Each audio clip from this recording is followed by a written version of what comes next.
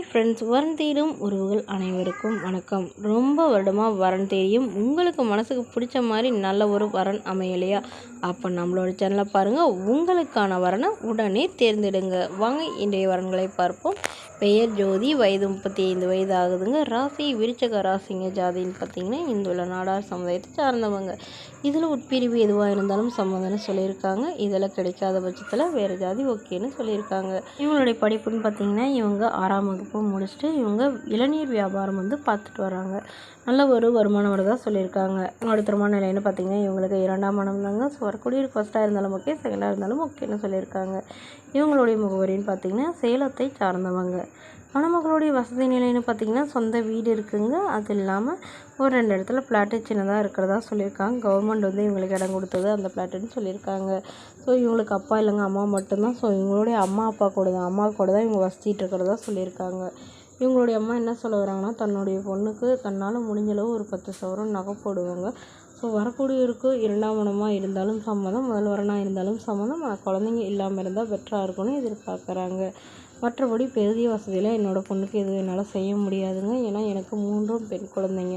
So அதனால் தன்னுடைய பொண்ணை நல்லபடியாக புரிஞ்சுக்கிறவராக வேணும். நல்லபடியாக வச்சு காப்பாற்றிக்கிட்டால் மட்டும் போதும்னு கேட்டிருக்காங்க. மேலும் தன்னோட ஃபோட்டோ கொஞ்சம் மறைச்சி போடுங்க, நேரில் கேட்குறப்போ ஃபோட்டோ கொடுத்துருங்கன்னு இந்த மணமகள் சொல்லியிருக்காங்க.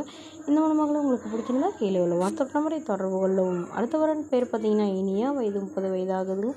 ராசி கன்னி ராசிங்க. ஜாதின்னு பார்த்தீங்கன்னா இந்துள்ள நாடார் சமுதாயத்தை சார்ந்தவங்க. இதில் உட்பிரிவு எதுவாக இருந்தாலும் சம்மதம்னு சொல்லியிருக்காங்க.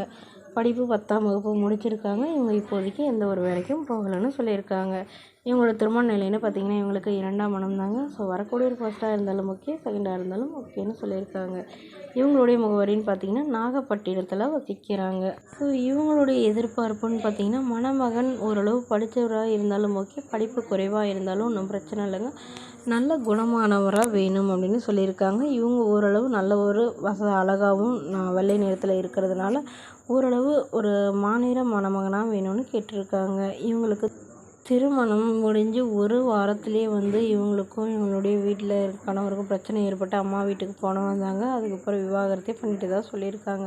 ஸோ அதனால் இப்போ வரக்கூடியவர் எந்த ஒரு பிரச்சனையும் வந்தாலும் நல்ல குணமானவராக வேணும்னு கேட்டிருக்காங்க. அவங்களுடைய வசதி நிலைன்னு பார்த்தீங்கன்னா இவங்களுக்கு சொந்த வீடு இருக்குங்க. ஒரு 4-5 வீடுக்கு மேலே வாடகைக்கு விட்டுருக்காங்க. இவங்களுடைய அப்பா கட்டட மேஸ்திரிங்க. இவங்களுக்கு உடன் பிறந்தவங்க 2 அண்ணாங்க மட்டும்தாங்க. ஸோ அவங்களாம் திருமணமாகி செட்டில் ஆகிட்டாங்க.